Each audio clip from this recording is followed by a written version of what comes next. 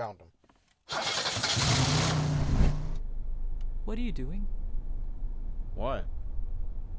You aren't buckled.